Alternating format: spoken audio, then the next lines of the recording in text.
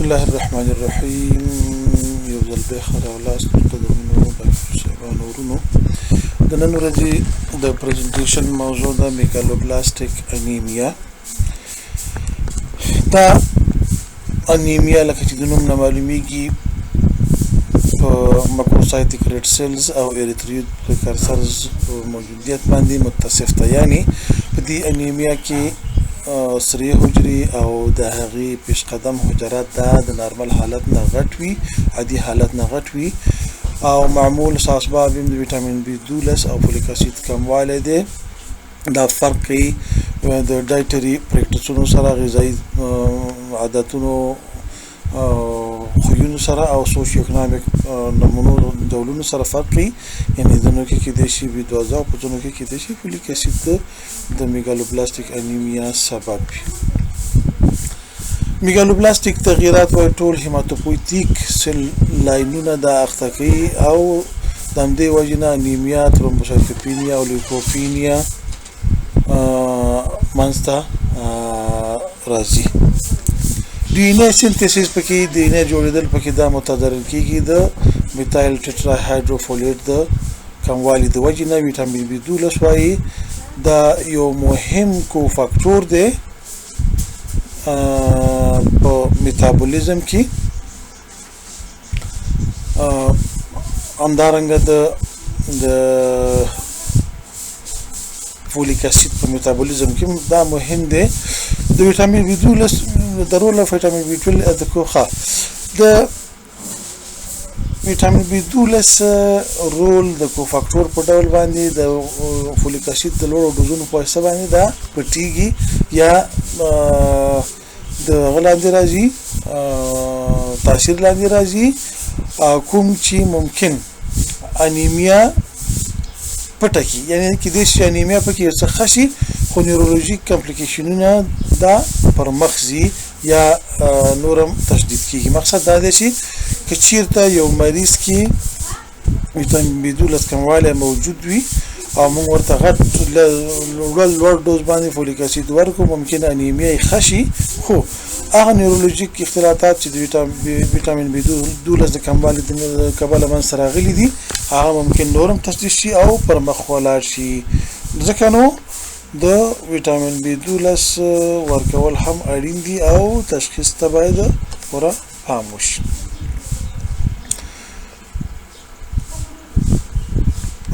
د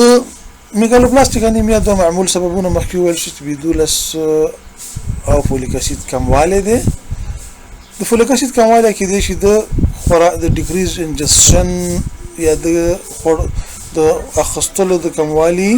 د جذب د خرابوالي لکه سیلیاک ډیزیز او سوی جذب مانیبزارپشن سټیټس کې، یا د یوټیلایزیشن متضرر کېدل لکه د ځینې درملو استعمال چې دا د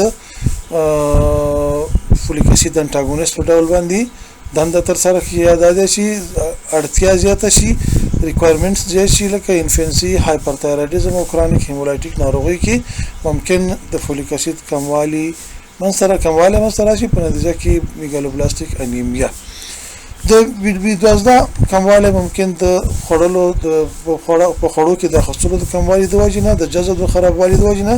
لکه د هضمي معیي پرازیتونه، د انټرنسک انټسټینل ډیزیز د کولمو داخلي ناروغۍ، د ویټامین بي 12 د ازادېدو عدم کفایت د پروټینونو او یا د انټرنسک فاکټور ډیفیشنسي. یعنی په دې وخت کې د ویټامین بي 12 جذب خرابېږي، په نتیجه کې انیمیا منځته راځي. یا دا دی چې ویټامین بي 12 یوټیلایزیشن پکې متضرر شي لکه کنجنټل انزایم ډیفیشنسیز او اوروټیک اسیدوریا چې په دې کې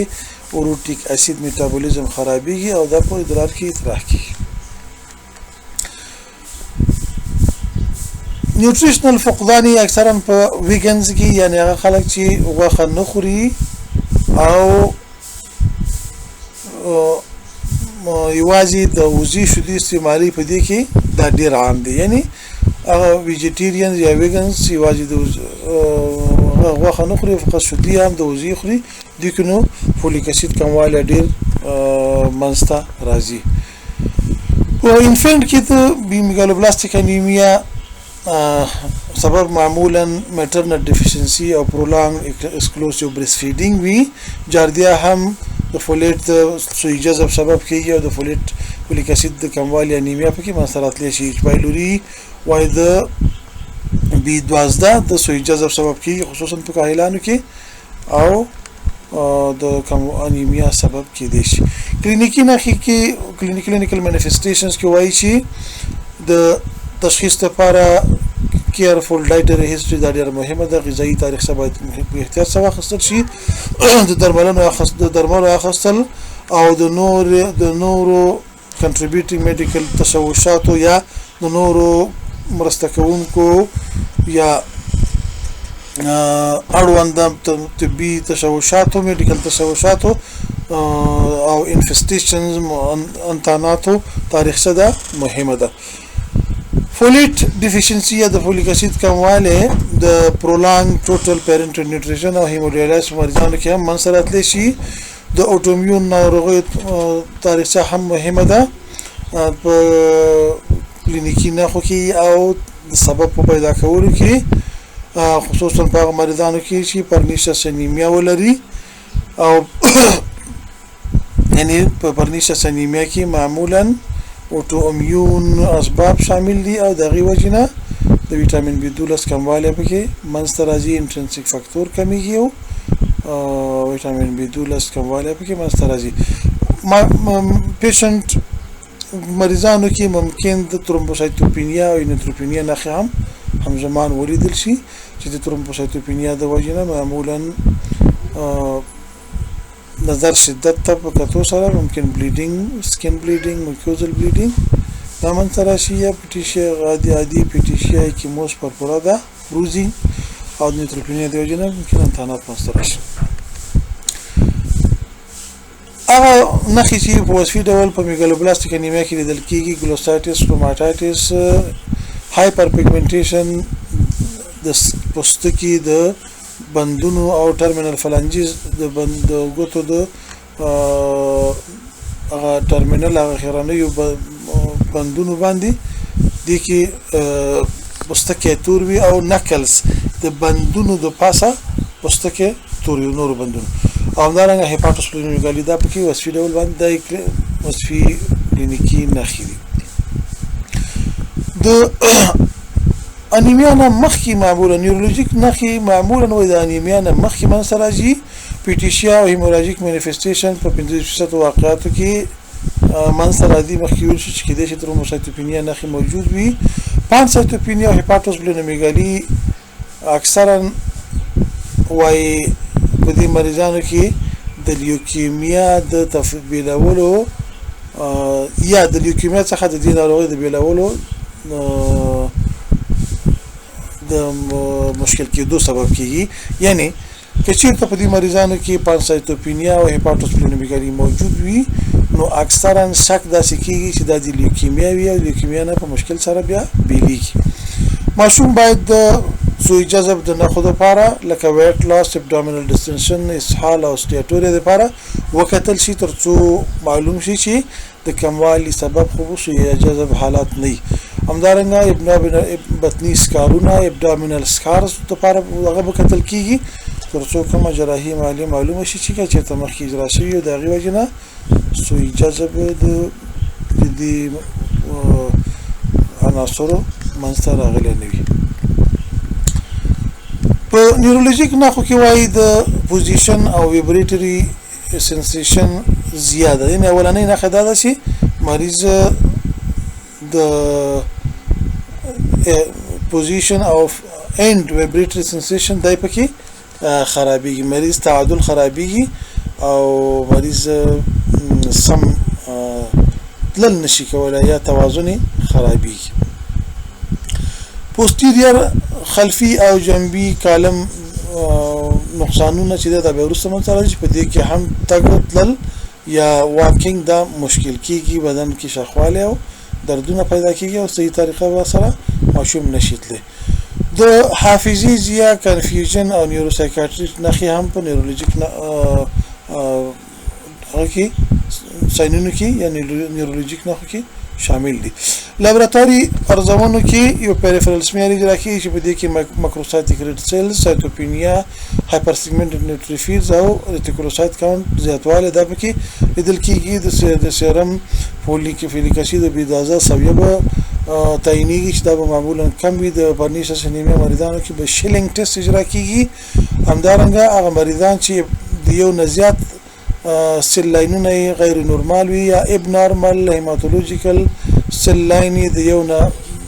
یو نه زیات نورمال وي، یعنی یوازې سری حجري نوي غیر نورمال نوي اخته شوی، بلکې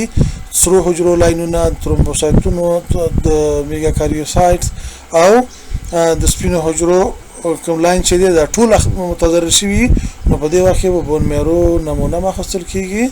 ترڅو لیوکیمیا، میلوډسپلازیا او پلاستیک انیمیا رول اوټ شي یا رد شي. په بیوشیمي معایناتو کې به لکټیټ ډي هایدروجنیز او بیلیروبین سویه معمولا لوړه وي. تفریقي تشخیص د ټولو حالاتو سره باید وشي چې ماکروسایټوسس پکې منځته راځي، لکه پلاستیک انیمیا او نور میروفیلیر سندرومونه لکه پیورسیرافلازیا، فینکونای انیمیا، ترانساینت اریتروبلاستوپینیا اف چایلډهود. همدارنګه کانجنیټل هارت ډیسک اریتروپویټیک انیمیا، کرونیک لیور ډیزیز، هایپوتایرایډیزم، کولډ اګلوټینین ډیزیز تقریبا یو اوټومیون ناروغي ده، میلوډسپلاستیک سندروم، ایچ آی وی انفیکشن. په دې ټولو حالاتو کې ماکروسایټوسس منځته راځي او دا باید په تفریقي تشخیص کې په ذهن کې وساتل شي. درملنه د انډرلاینګ سبب یا سببي عامل پورې تړاو لري. که چیرته سبب زر معلومېدی نشي نو د فولیک اسید تراپیوټیک ډوز باید ورکول شي، یو الی 5 ملي ګرام پر ډے او 1000 مایکروګرام وټامین B12. یوازې فولیټ ورکول به نیورولوژیک تشوش د منځه وای نشي وړلې، نو B12 به هم ورسره ورکول کیږي. که چیرته د فولیټ کمواله د ډیماند د زیاتوالی او یا د ډایټری انسفیشنسي په خوړو کې د کموالی د وجې نه وي، نو بیا واجب کولای شي چې فولیټ سپلیمنټ ورکړي او مریض مشکل باندې اصلاح شي.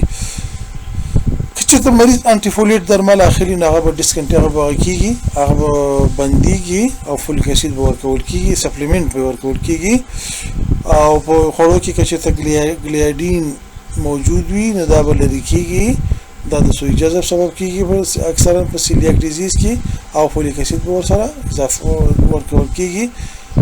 او په دې مریضانو کې به یو الی 5 ملي ګرام فولیک اسید د 3 او 4 هفتو لپاره ورکول کیږي.